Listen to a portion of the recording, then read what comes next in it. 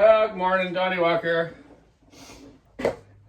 Okay, I'm back to the aftermarket cylinder tryout. We got the hyway tinacle, whatever. Got it dialed in. I haven't poured it in. I'm not going to pour it till maybe after I test it some. But I am doing some changes. So I have the new hyway tinacle on the saw right now with no cylinder gasket.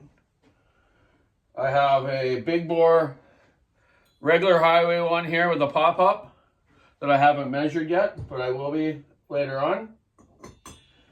And I have your standard regular 372 OEM 71cc. I want to go by millimeters, 50 millimeters. Okay, these ones are 52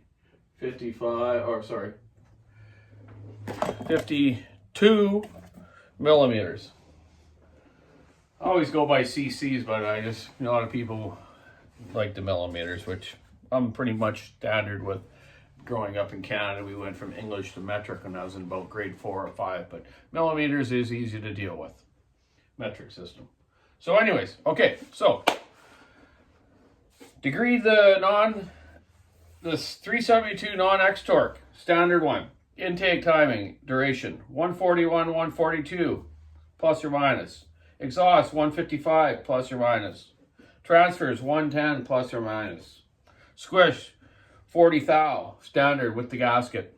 That's with the gasket, all those numbers, okay?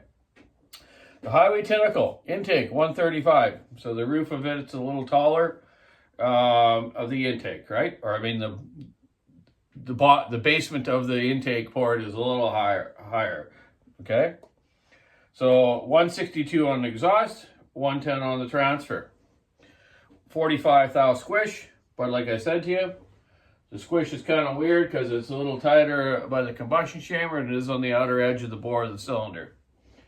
Here's a couple cutaway views. This is the 592 that I've cut in half. You can see a proper combustion chamber should angle inwards towards the combustion chamber, right? You know, flow that way. Get the gases up there and charge, right? There's a cutaway of a 365, 372 really. Same deal, right? Okay? Put that up in there, you see that. You know, here's an old CR80 head off a CR80 Honda. You know? Same thing, this thing obviously blew up, eh? Got some pitting there. But yeah, you get what I mean. Okay?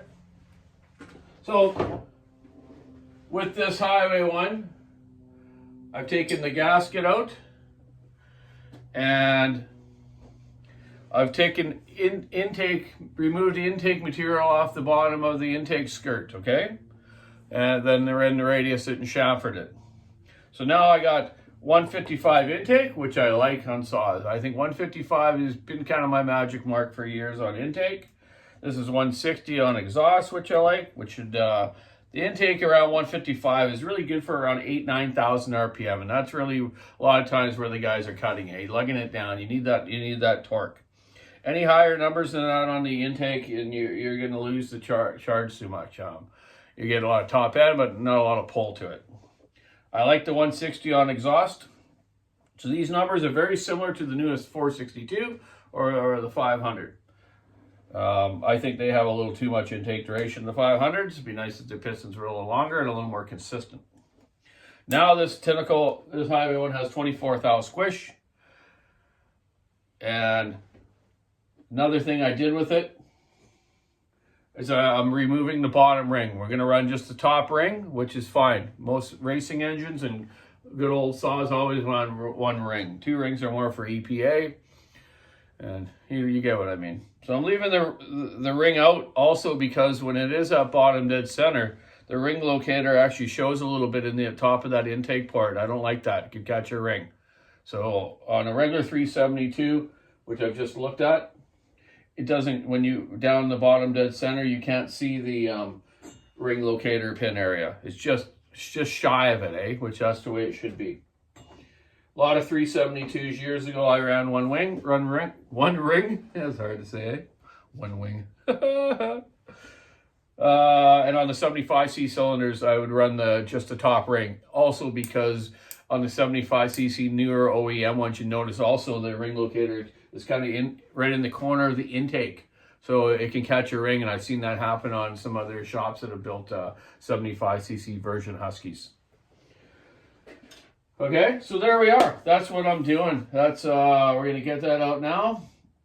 Today I'm gonna go back and run it at the shop some more. Maybe I'll do a little video of it running in the test room, and then get it out to my customer, Rick Antonico. He also brought me a 75cc Husky that he's got a couple seasons on with the standard OEM 75cc cylinder.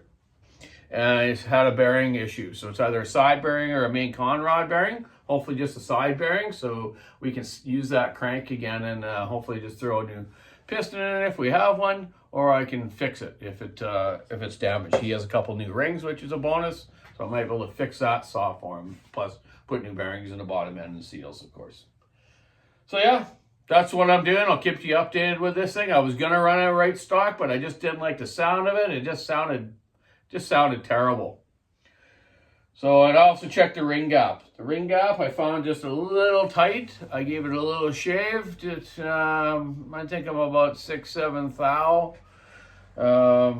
Should have wrote those numbers down. Anyways, you get what I mean. So let's see how it goes, eh? Yeah. Be interesting. I'm also going to try the 390. I have a Hyway 1 390 that they also sent me.